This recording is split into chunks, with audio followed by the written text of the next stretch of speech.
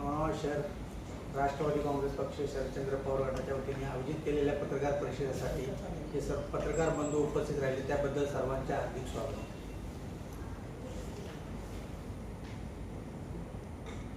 खरं म्हणजे तर आजचा हा पत्रकार परिषद बोलण्याचं कारण एकच आहे की मागील काही दिवसापासून लोणावळ्यात आम्ही पक्षातर्फे आणि नगरपालिकेला पण आणि सर्व ठिकाणी एक एजेंडा फिरवत होता। जो विषय होता विषय क्रमांक 84 आणि त्याच्यावर जे सर्वे क्रमांक 70/1/ब घुसी या ठिकाणची जागा आहे त्याच्यामध्ये नो डेव्हलपमेंट झोनमधून रेसिडेन्शियल जो बदल करण्याचा विषय होता तो आम्ही विषय मांडला होता। अनेक सोशल मीडियाच्या माध्यमातून तुमच्या पत्रकारांच्या माध्यमातून आणि निवेदन देऊन नगरपालिकेला हायकोर्ट कमिटीला मुख्याधिकाऱ्याला तो विषय आम्ही घेतला होता आणि त्या विषयाबद्दल परवा जी 15 तारखेला सर्वसाधारण सभा झाली त्या सभेमध्ये तो विषय घेण्यात आला। पण त्या विषयावरती एवढा महत्त्वाचा विषय लोणावळ्याच्या पर्यावरण असेल अनेक दृष्टिकोनातून महत्त्वाचा विषय असताना त्या विषयावरती एकही नगरसेवक काय बोलला नाही। एका मिनिटात फक्त तो वाचण्यात आला ठराव आणि एका मिनिटात अध्यक्षांनी विचारलं मंजूर, कोणाला काय बोलायचं कोणी काय बोलला आणि तो विषय मंजूर झाला। आणि त्याच्यानंतर एका सन्माननीय नगरसेवकांनी प्रतिक्रिया दिली आपल्या प्रेसला तर तो विषय काय लोकांनी म्हणजे काय राजकीय पक्षांनी म्हणा किंवा काय लोकांनी सभागृहाच्या बाहेर लोकांची दिशाभूल केली, गैरसमज केला, लोकांमध्ये पसरवला तो गैरसमज। तर माझं असं म्हणणं आहे की आम्ही कुठलाही गैरसमज पसरवलेला नाही येतो। त्यांनी जे त्याचे मुद्दे उपस्थित केले का तिथे तो भुसी डॅम खूप लांब आहे असे 2-3 मुद्दे उपस्थित केले त्या ठिकाणी का भुसी डॅम खूप लांब आहे आम्हाला पण माहिती आहे त्या परिसरापासून भुसी डॅम लांब आहे। पण तो जो प्लॉट आहे तो लोणावळा लेकला लागून आहे, त्याच्या बाजूला जो लोणावळा धरण आपण म्हणतो तो आहे आणि त्या ठिकाणी आणि आता 6-7 तारखेला जो पाऊस झाला त्या प्लॉटच्या समोर जवळजवळ 2.5 फूट पाणी जमलं होतं आणि काय सन्माननीय नगरसेवक त्या ठिकाणी त्या पाण्यात उभं राहून ते पाण्याचा निचरा करत होते। पाणी जात नव्हतं पुढे, तिथे एका हॉटेलची भिंत तोडून तो पाणी किंवा काय ठिकाणी खड्डा करून ते पाणी पुढे काढला। तर त्या ठिकाणी आमचा तो विरोध होता का त्या जागेबद्दल कोणीच काय बोलत नाही। नो डेव्हलपमेंट, बरं तो नो डेव्हलपमेंट झोन आजपासून नाही आहे तुम्हाला सांगतो, कमीत कमी माझ्या माहितीप्रमाणे 60 वर्षापासून तो नो डेव्हलपमेंट झोन आहे। मग आता आज का अशी गरज लागली का त्याला रहिवासी करायचं आणि कोणाच्या फायद्यासाठी? कुठल्या लोणावळ्याकरांच्या फायद्यासाठी आहे का? सार्वजनिक विषय का? तिथे काय हॉस्पिटल होणार आहे का? कुठली शाळा होणार आहे का? लोणावळ्याकरांसाठी आहे का ते वैयक्तिक फायद्यासाठी ते चाललंय, एका नगरसेवकाच्या फायद्यासाठी चाललंय। हा विषय त्यांनी त्या म्हणजे हा जो घेतला होता तो वैयक्तिक फायद्यासाठी आहे, कुठल्या सार्वजनिक विषयासाठी नाहीये। आणि आम्ही हा जो विषय मांडला होता कोणत्या लोकांचा गैरसमज करण्यासाठी नाही केला होता, कोणाच्या वैयक्तिक आमचा विरोध नव्हता, वैयक्तिक आम्ही त्याच्यात विरोध केलेला नाही। फक्त तो जो क्षेत्र आहे भुसी डॅमचा त्या ठिकाणी आज लोणावळ्यात तुम्ही जर बघितलं तर सर्वात जास्त पर्यटक येणारे लोक त्या भागातच येतात। त्या प्लॉटच्या समोर पण धबधबे वगैरे आणि त्या ठिकाणी पण काय मध्ये काहीतरी तिथे मला वाटतं थोडं लँड आपण म्हणतो लँडस्लाईड सारखा थोडंसं झालं होतं आणि त्या ठिकाणी तुम्ही बघितलं तर ते म्हणतो पर्यावरणाला धोका होणार नाही। पण पर्यावरणाला कसं धोका होणार नाही? तिथे शहरीकरण केले, आज तुम्ही रेसिडेन्शियल झोन केलं तर त्या रेसिडेन्शियल झोनमध्ये किती बंगले होतील आणि किती बिल्डिंग होतील तिकडे, कारण आज तो रेसिडेन्शियल आहे, नो डेव्हलपमेंट झोन आहे। उद्या रेसिडेन्शियल झाला तर तो गावठाणला लागून 100 मीटर अंतरावरच आहे गावठाणला लागून। तर पीएमआरडीचा नियम आहे, उद्या तो 100 मीटरच्या आत पीएमआरडी तिथे कुठलाही प्लॅन पास करेल, नगरपालिका म्हणेल नाही इथे प्लॅन पास होतो कायद्याने।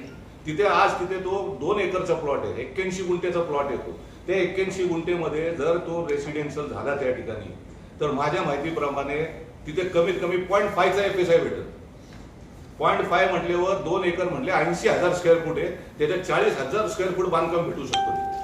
आणि उद्या समजा भविष्यात यांनी जो गावठाणला लागून ह्याला पण उद्या काय पुढचं सांगू शकत नाही, हा प्लॉट पण गावठाणमध्ये घ्या आणखीन FSI वाढेल पुढचं जाऊन द्या। पण आज जर 40,000 स्क्वेअर फूट मध्ये तुम्ही किती बंगले बांधणार आणि किती तिथे रो हाऊस बांधतील किंवा बिल्डिंग बांधतील आणि तो व्ह्यू जो आहे तिकडचा, तुम्ही जर त्या एरियामध्ये पत्रकार गेले असतील तर तिथून व्ह्यू म्हणजे समोरचा जो डोंगर आहे मंदिर आहे बघा कुरवंड्याच्या रोडला, तो अख्खा व्ह्यू तिथून ते डोंगरेल भाग वगैरे डॅम वगैरे दिसतो। उद्या तो अख्खा व्ह्यू ब्लॉक झाला, बिल्डिंग झाले, बंगले झाले, पुढचं मागचं काही दिसणार नाही। आज पण तिथे त्या ठिकाणी एक बंगला झालेला आहे, त्याच्या मागचं काहीच दिसत नाही त्या पेट्रोल पंपच्या समोर। यापूर्वी तिथून अख्खा म्हणजे पावसाळ्या अख्खा म्हणजे सीन दिसायचा, सिनरी दिसायची मागची, आज काहीच दिसत नाही। मोठे मोठे कंपाऊंड वॉल बांधून ठेवलेले, एकदम लक्झरियस बंगले बांधलेले आणि त्याच प्लॉट त्याच्यातच हा क्षेत्र आहे। तर उद्या तिथे डेव्हलपमेंट झाला म्हणजे असं रहिवासी तुम्ही केलं तर त्या रहिवासी क्षेत्राचं म्हणजे लोकांना त्याचं नुकसान, तिथं व्ह्यू संपणार आहे, नैसर्गिकपणा जो म्हणतो नॅचरल आपण म्हणतो ते संपणार आहे तिकडचा. म्हणून आम्ही त्या प्रस्तावाला विरोध केला. तेव्हा हा विषय तुम्ही घेऊ नये, एजेंड्यावरतून तो विषय तुम्ही घेऊच नाही, तो कायमचा रद्द करावा. पण ह्या ठिकाणी त्यांनी रद्द नाही केला, कारण ह्याच्यात खूप मोठा अर्थकारण पण गुंतलेलं आहे. कारण आज तुम्ही जर विचार केला तर आज तर तुम्ही कोणी पत्रकार आहे, आपण पण तुम्ही पण काय जागा घेतात. तुम्हाला जर एखादा झोन नो डेव्हलपमेंट असेल तर तुम्ही विकत घेणार का? कोणीच घेणार नाही. पण तो जर आपण कुठली जागा घ्यायला गेलो तर पहिला झोन बघतो माणूस. कुठला झोन आहे? कमर्शियल झोन आहे, रेसिडेन्शियल आहे, शेती झोन आहे, नो डेव्हलपमेंट झोन आहे, फॉरेस्टचं क्षेत्र आहे का? आज तिथे जर तो रेसिडेन्शियल झाला तर त्याचा भाव किती वाढेल, आणि तिथे जर रेसिडेन्शियल गेलं तर किती मोठा तिथे हे होणार आहे. माझ्या हिशोबाने 50-60 कोटीचा तिथे तो मोठा अर्थकारण होणार आहे त्या प्लॉटवरती. आणि या वैयक्तिक फायद्यासाठी फक्त माझा आरोप आहे, हा वैयक्तिक फायद्यासाठी. कुठल्या लोणावळेकरांसाठी फायदा नाही. हा लोणावळेकरांनी तुम्हाला फायदाच करायचा तिथे एखादा हॉस्पिटल बांधणं काय आहे का? तसं काहीच प्रपोजल नाही. हे वैयक्तिक कारणासाठी हा केलेला आहे तिथे हा प्रपोजल. आणि त्यांनी त्याच्यात एक उल्लेख केला होता, हा 2021 साली हा ठराव झालेला आहे. बरोबर आहे, 2021 साली हा ठराव झालेला आहे नगरपालिकेत. शेवटी मला वाटतं त्यांचं टर्म संपत होता मागच्या बॉडीचा, त्या टर्मच्या शेवटी तो ठराव घेण्यात आला. आणि ठराव घेतल्यानंतर 2021 मला वाटतं नोव्हेंबरमध्ये घेण्यात आला होता तो. तारीख आता तुम्हाला सांगता येत नाही, कारण पेपर उपलब्ध नाही झाले ते सर्व. कारण आता मीटिंग झाली त्या टायमाला पण PC वगैरे नाही, नगरसेवकांना नाही भेटले PC, तर आम्हाला कुठून भेटणार? तर तो 2021 नोव्हेंबरला काहीतरी त्याचा ठराव झाला होता. आणि त्या ठरावामध्ये हा एक नंबर होता आणि दुसरा एक एकूण 17चा काय दुसरे एक नगरसेवक होते. नाव मी कोणाचं घेणार नाही कारण माझा वैयक्तिक कोणाबरोबर नाही. दुसरे एक नगरसेवकाचा एजेंड्यावरती जो ठराव होता फक्त ह्या नंबरचा होता. हा जो आजचा जो आहे 70चा एक वर. पण ठराव घेताना तो दुसरा नंबर एक माननीय म्हणजे तिथले नगरसेवक म्हणा त्यांचा नंबर त्याच्यात मर्ज करण्यात आला होता त्या ठरावामध्ये, आणि ठराव पास झाला. आणि त्याच्यानंतर डिसेंबरमध्ये त्याचं गॅजेट करून त्याला ऑब्जेक्शन सजेशन मागवले गेले होते. त्याच्यात एका व्यापारीने इथे ऑब्जेक्शन घेतलं होतं लोणावळ्यातला, पण तो कलेक्टरने तो जिल्हाधिकारी निकाली काढला. आणि निकाली काढल्यानंतर त्याच्यात जे आपण म्हणतो ते स्टॅच्युटरी जे प्रोसिजर आहे तो एका वर्षात पूर्ण नाही झाला, म्हणून तो परत ठराव घेण्यात आला. आणि आज ठराव जर इथे त्यांनी घेतला तर त्याच्यात तो दुसरा त्याच्यात ऍड झाला होता नंबर, तो त्यांनी घेतलेला नाही. एकच सिंगल जागेचा तो विषय घेतला त्याच्यावर. कारण ठराव जो एकदा झाला ना तो लॅप्स होत नाही. ठराव झाला तर परत घ्यायची गरज लागत नाही. हा नियम आहे म्युन्सिपल ऍक्ट मध्ये. ठराव लॅप्स होत नाही, 5 वर्षांनी पण होत नाही, 2 वर्षांनी. पण हा मग म्हणून यांना परत घ्यायची गरज का लागली? कारण तो स्टॅच्युटरी म्हणतो ना आपण, ते वैज्ञानिक आणि स्टॅच्युटरी जे रूल्स आहे त्याच्यामुळे त्यांना परत घ्यावा लागला. कारण 1 वर्षात तो शासनाकडे गेला नाही प्रस्ताव, उशीर झाला तर, म्हणून त्यांनी आता परत घेतला तो.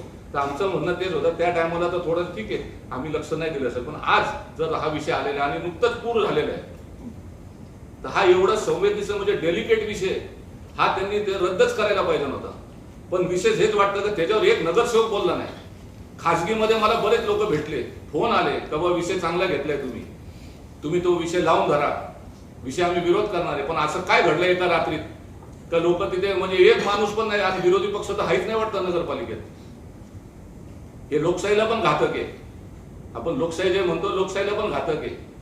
जे विरोधात काय आहे का नाही ते माहित नाही तिथे, पण कोणीच काय बोललं नाही त्याच्यावर. तुम्ही बघितलं बाकीच्या किरकोळ विषयावरती अर्धा तास चर्चा, तू का उत्तर देतो आणि हा का उत्तर देतो, अध्यक्षांनी द्यायला पाहिजे सभापतींनी द्यायला, त्याच्यावर अर्धा तास, बाकीच्या मुद्द्यावर अर्धा तास तुम्ही चर्चा करता आणि ह्या मुद्द्यावर करत नाही. एवढा महत्वाचा मुद्दा आहे म्हणजे नगरसेवकांना हा मुद्दा महत्वाचा वाटत नाहीये. लोकांना जे प्रतिक्रिया तुम्ही जर तुमच्या प्रेसमध्ये तुम्ही लोकांच्या त्याच्यावर कमेंट्स बघा, कमेंट्स जे आलेले हजारोमध्ये आलेले, मला पण लोकांचे कमेंट्स बघा, लोकांचा एवढं मत त्याच्या विरोध आहे म्हणजे तर तिथे तो झालंच नाही पाहिजे, रेसिडेन्शियल झोन झालंच नाही पाहिजे, तरी देखील यांनी तो करून घेतला. म्हणून त्यांनी असं म्हणजे लोकांमध्ये तुमच्या पत्रकाराच्या माध्यमातून असं समोर आणलं का आम्ही लोकांची दिशाभूल केली. पण हा दिशाभूल करण्याचा प्रश्न नाही, हा वैयक्तिक प्रश्न नाही, आमच्या पक्षाच्या किंवा कोणाचा वैयक्तिक फायद्याचा प्रश्न नाही. हा अख्ख्या लोणावळ्याच्या फायद्यासाठी आम्ही बोलतोय तर त्या ठिकाणी आज एक झाला उद्या अनेक ठिकाणी होऊ शकतो. आणि आज का गरज लागली तिकडे ते 50-60 वर्षाचं नो डेव्हलपमेंट झोन तुम्ही आज का चेंज करता? आणि एक जर तुम्ही विषय घेतला, आपल्याकडे ती सिस्टम नाही आहे. फॉरेनमध्ये तुम्ही युरोपियन कंट्रीजमध्ये गेले ते एक रेफरंडम म्हणून इश्यू असतो, त्याला म्हणतात जनमत मराठीमध्ये आपण म्हणतो. कुठलाही विषय असेल तर ते लोकांसमोर ठेवतात, त्याचं मतदान घेतात, जनमत घेतात. जर लोणावळ्यामध्ये जो जनमत घेतला ना हा विषयाचा, 90% लोक ह्या विषयाला विरोध करतील. माझा असं ठाम म्हणणं आहे, 90% त्याला, पण तो आपल्याकडे तर आपण घेत नाही. मग जनमत ह्या ठरावाच्या विरोधात आहे, फक्त काउन्सिल त्याच्या बरोबर आहे. आणि ती का बरोबर आहे, काल कोणी काय बोललं नाही त्याच्यावर, ते मला माहित नाही. मग आमचा हेच प्रश्न होता का आम्ही तो वैयक्तिक फायद्यासाठी घेतला नाही तिकडे. तो विषय खूप गंभीर आहे पर्यावरणाच्या दृष्टिकोनातून पण, आणि तिकडे शहरीकरण व्हायला पाहिजे नाही. आधी विरोध आहे आणि ह्याच्या पुढे पण आम्ही विरोध करत राहणार त्याला. विषय आज झाला म्हणजे तो संपला नाही, ठराव पास झाला म्हणजे संपला नाही तो विषय. पुढे पुढे त्याला प्रोसिजर आहे, त्या प्रोसिजरला आम्ही विरोध करणारच. आणि वेळ पडली, कारण कसं आहे आता जो विषय आलाय आमच्यामध्ये अनेक, आम्ही जिथे आता कलेक्टरकडे जाईल, गॅजेट होईल, ऑब्जेक्शन येईल, तिथून पण क्लिअर होऊ शकतो. नगर विकास मंत्रालयामध्ये जाईल सचिवांकडे, तिथे पण क्लिअर होऊ शकतो. पण शेवटी आम्हाला न्याय देवतावरती भरोसा आहे आमचा.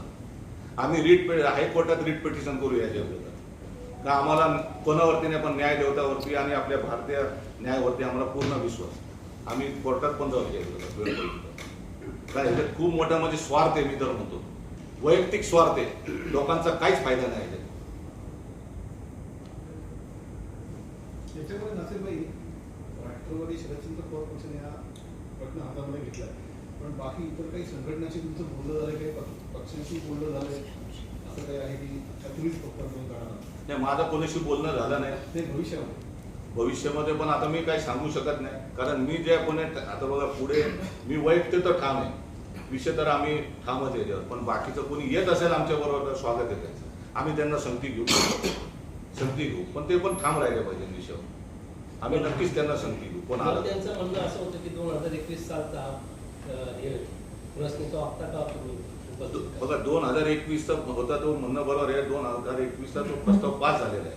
मग जो प्रस्ताव पास झालेला आहे तर तो काय लॅप्स होत नाही ठराव. मी मगाशी पण सांगितलं, तर तुम्ही का आता आणला परत? आणि आज ठीक आहे, आम्हाला एक कदाचित आम्ही जागरूक नागरिक आहे, त्या टायमाला आम्हाला कदाचित कळलं नसेल, कारण मी काय रोज नगरपालिकेत जाऊन बघत बसत नाही आज किती ठराव झाले, काय झाले. रोज काय पेपर आम्ही वाचत नसतो कुठे काय गॅजेटमध्ये. आज आमच्या लक्षात आलं तर हा विषय धोकेदायक आहे. त्या टायमाला पण पास झालं तर तो चुकीचंच आहे, त्याला आम्ही नाही म्हणणार त्या टायमाला त्यांनी पास केलं म्हणून खूप चांगलं काम केलं. त्या टायमाला पण त्या बॉडीने केलं, त्यांनी पण चुकीचं काम केलं या विषयाबद्दल.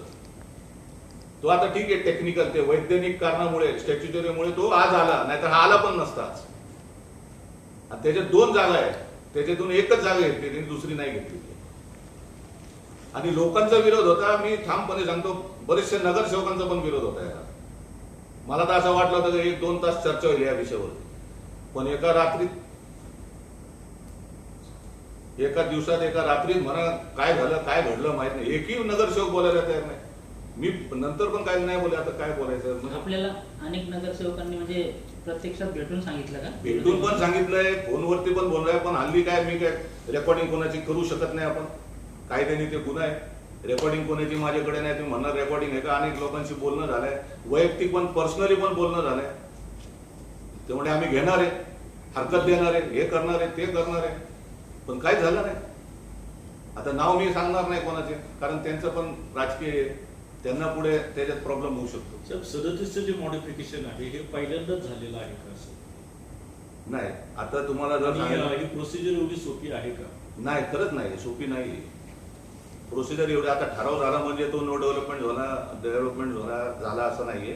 त्याला गॅजेट होईल आता 1 महिन्याचा, त्याला पब्लिकसाठी ते सजेशन ऑब्जेक्शन काय असेल हरकती घेण्यासाठी मुदत देण्यात येईल 1 महिन्याची. त्याची मग म्हणजे हिअरिंग होईल. जसं मागे ह्या ठरावावरती हिअरिंग झाली आणि तो निकाली काढण्यात आला. तर आता ह्याला पण परत म्हणजे फ्रेश झालाय तो. आता ठराव बाजूला गेला, मागचा 21चा विसरून जा, त्याचा काही संबंधच नाही 21चा नाही याचा. हा फ्रेश आहे, परत ABCD पासून म्हणजे सुरू झालेला. याला परत गॅजेट होईल, गॅजेटमध्ये परत 1 महिन्यासाठी प्रसिद्धी होईल. त्याच्यात त्या टायमाला सजेशन आमचे किती लोक देतात तुम्हाला ते बघू. पण आम्ही तर देणार आहे, 100% सजेशन ऑब्जेक्शन देणार आहे त्याला. तुम्ही शेवटचा पाठपुरावा करणार? हा करणार आहे शेवटपर्यंत, कारण आमच्यावर आरोप व्हायला लागले आता. लोकांमध्ये आम्ही गैरसमज पसरवतो या विषयाचा.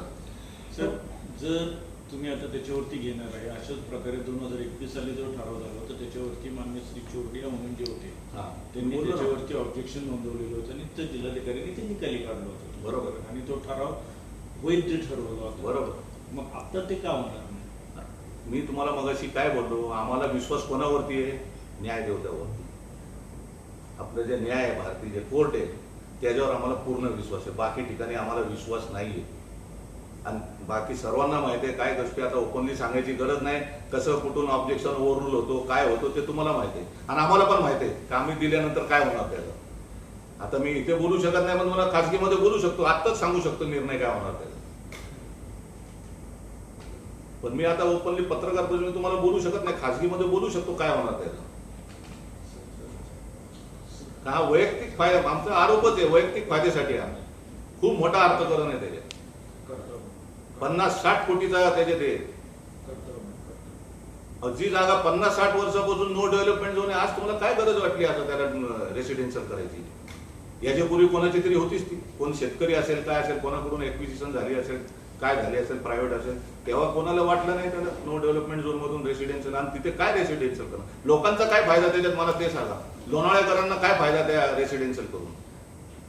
तिथे काय चॅरिटेबल काय कोण करणार असेल, बाबा डिक्लेअर करावं त्यांनी की मी हॉस्पिटल बांधतोय, शाळा बांधतोय किंवा अन्न काय बांधतोय, अनाथ आश्रम बांधतोय. असं काहीच नाही तो विषय तिकडे. हे फक्त वैयक्तिक फायद्यासाठी आहे. आणि त्याच्यात मागच्या टायमाला पण तो ठराव झाला, त्याच्यात नगरसेवक होते आणि आता पण झाला तर नगरसेवक आहे. नगरसेवकांची ती प्रॉपर्टी आहे. त्या वैयक्तिक फायद्यासाठी हा विषय. म्हणून यासाठी आमच्याबद्दल जो आरोप करण्यात आले का बा गैरसमज पूर्वी झालेला ठराव झाला असेल, आम्ही त्याचा पण आम्ही निषेध करतो. त्या टायमाला पण चुकीचं झालं, पण आम्ही त्याच्यावर त्या टायमाला कधीच आमच्या नजरेत आला नसेल. पण आज आलाय. आम्ही काही म्हणा तुम्ही, उशिरा जाग आली आम्हाला, पण आज आम्ही जागे झालो. त्याच्यावर आम्हाला ऑब्जेक्शन घ्यायला काय हरकत नाही. आणि आम्ही हा ऑब्जेक्शन घेतला विकासासाठी घेतलेला आहे, कोणाचं वैयक्तिक नाही घेतलेलं आहे. वैयक्तिक तसं बोलायचं असेल तर त्या प्लॉटबद्दल आणखीन बरंच काही आहे, पण आम्हाला वैयक्तिक बोलायचं नाही. वैयक्तिक आमचा कोणावरती आरोप नाहीये. हा आम्ही लोकांसाठी, लोणावळेकरांसाठी हा विषय तो आम्ही लावून धरणार. अनेक लोक असं म्हणतात की नाशिकभाई प्रत्येक गोष्टीमध्ये अडचण निर्माण करण्याचा प्रयत्न करतात. तर असं बोललं जाते की तुम्ही जाणून बुजून मध्ये अडचण करताय. नाही, काय गोष्टी अशा असतात जाणून बुजून करण्यापेक्षा. लोणावळ्यात तुम्ही बघा, आवाज उचलणारे विषयामध्ये लोक बोलतात, पण नंतर काय म्हणजे डेअरिंग करत नाही. हा विषय आता सर्वांना माहिती आहे कसं काय हा विषय. मागे खूप लोक बोलतात, पण तुम्ही एखादा मी जसं बोलतोय तसं कोणाला विचारा कोण बोलतो का ओपनली? विचारा कोणाला कोण ओपनली बोलत का तुम्हाला या विषयाबद्दल? आम्ही विषय ओपनली बोलतो आणि जे सत्य ते मांडतो. म्हणून लोकांना असं वाटतं नासिर भाई नको ह्याला लांब ठेवा, हा आपल्या प्रत्येक कामात कुठेतरी अडचण निर्माण करतो. आणि आम्ही जे मुद्दे मांडतो ते कायदेशीर मांडतोय. आणि हा विषय पत्रकार परिषद घेण्याचा विषय तो होता. आमच्याबद्दल जो गैरसमज उल्लेख झाला का काय राजकीय पक्ष, त्याच्यात आम्हीच होतो. 2च पक्ष होते. आम्ही सुरुवातीला तो लावून धरला. आता म्हणजे तुमच्या सोशल मीडिया, पत्रकार इथून आम्ही तो लावून धरला. तर तोच आम्ही खुलासा करण्यासाठी आज इथे उपस्थित आहे. सर, एक विषय असा आहे की एका मिनिटात हा पूर्ण सभागृहामध्ये सर्व फिरून जो आहे एका मिनिटात पास होतो. सर्वांचे हितसंबंध याच्यामध्ये आहे का? नाही, आता मी बघा आज तरी जो 7-12 आहे त्याच्यावर 2 नाव आहे. तर मी काय त्याला प्रूफ करू शकत नाही, कोणाचं नाव घेऊ शकत नाही, आरोप करू शकत नाही का याच्यात हित संबंध आहे का नाही ते मी आरोप करू शकत नाही. कारण उद्या तुम्ही म्हणणार सिद्ध करा, मी कुठून कागदपत्र देणार? मी तर जो 7-12 वरती नाव आहे तेच टाकू शकतो ना तुम्हाला. आज ज्यांचं नाव दिसतो तेच दिसणार. पण एका मिनिटात विषय जो पास होतोय तर म्हणजे बाकीच्यांचे सगळ्यांचे हितसंबंध आता तुम्ही त्यांना विचारा. ज्यांनी त्याच्यावर काय चर्चा नाही केली त्यांना विचारा ना. त्याचा प्रश्न, त्याचं उत्तर मी नाही देऊ शकत. एका मिनिटात का पास झाला ते काउन्सिल देतील किंवा ते जे लोक आहेत ते नगरसेवकांना विचारा. तुम्ही त्यांना तो प्रश्न विचारा, तर ते एका मिनिटात का झाला, काय तुमचे हित समज तुम्ही त्यांना विचारा ना. मी नाही सांगू शकत. याच्यावर जे 7-12 जे फ्रंटला 7-12 दिसतं आम्ही त्याच्याबद्दलच बोलतो. मी बाकीच्या ह्याच्यात तुम्हाला अजिबात म्हणजे त्याच्यात काय बोलू शकत नाही. कोणावर आरोप पण करणार नाही वैयक्तिक. आणि माझा कोणावर आहे याच्या विरोधात कोर्टात झालं ना 100% जाणार. आणि ह्याच्यात आमच्या बरोबर कोण आला तर स्वागत येते. अनेक लोकांचे फोन आले तर तुम्ही मुद्दा चांगला घेतलाय, लावून धरा, आम्ही तुमच्या बरोबर आहे. बघू आता पुढे कोण येतो सांग. नासिरभाई, प्रत्येक वेळेस विकासाच्या आड येतात असं नगरपालिकेमधल्या काही लोकांचं म्हणणं आहे. यापूर्वी सुद्धा जो PMRDचा रस्त्याचं काम चाललंय त्याही झाडांच्या मुद्द्यावरती आपण हात घातला होता. वारंवार नासिरभाई असं जी विकासाची कामं चालू आहेत त्याच्यामध्ये कुठेतरी आड येतात. अहो, आम्हाला विकासाचा विरोध नाहीये. झाडाचा जो प्रश्न होता त्याच्यात मी त्या टायमाला पण बाईट दिली होती का विकासाचा विरोध नाहीये, रोड झाला पाहिजे, स्काय वॉक पण झाला पाहिजे. आम्हाला स्काय वॉकचा पण विरोध नाहीये, पण तुम्ही विकास करताना पर्यावरणाचं पण लक्ष ठेवलं पाहिजे आणि त्याचा समतोल ठेवला पाहिजे. आणि त्या भागासाठी मी बोललो तिथे कमीत कमी म्हणजे 150-200 वर्षापूर्वीची झाडं आहेत तिथे. आणि विषय आता तुम्ही विषय काढला म्हणून म्हणतो, तिथे तो विषय त्यांनी जवळजवळ 42 झाड तिथे आता तुम्ही जर गेले त्याचं रेड क्रॉस मार्किंग केले जातं रेडने, ते झाडं निघणार आहे.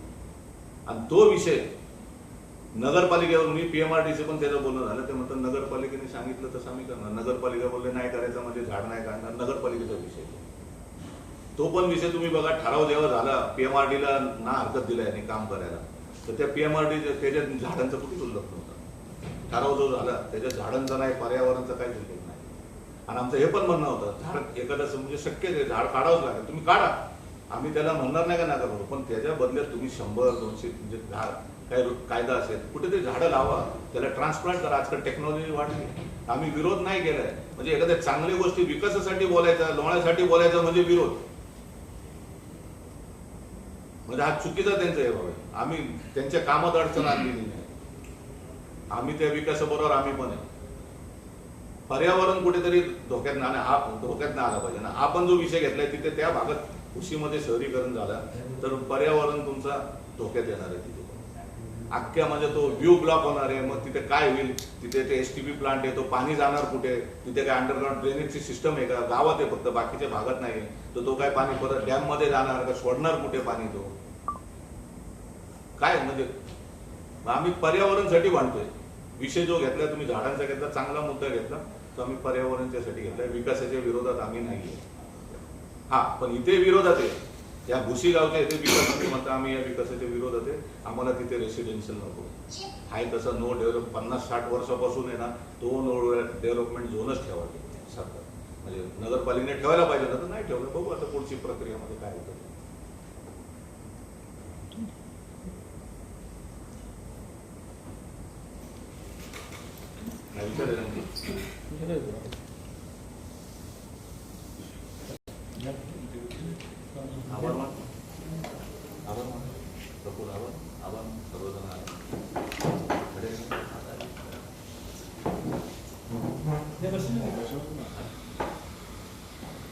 आपण सर्व पत्रकार बंधू एकदम कमी वेळात लवकरात लवकर सगळे उपस्थित राहिला, त्याबद्दल राष्ट्रवादी काँग्रेस पक्ष लोकमान्य पुणे जिल्हा उपाध्यक्ष राष्ट्रवादी काँग्रेस शरदचंद्र पवार पक्ष यांच्यातर्फे मी सर्वांचं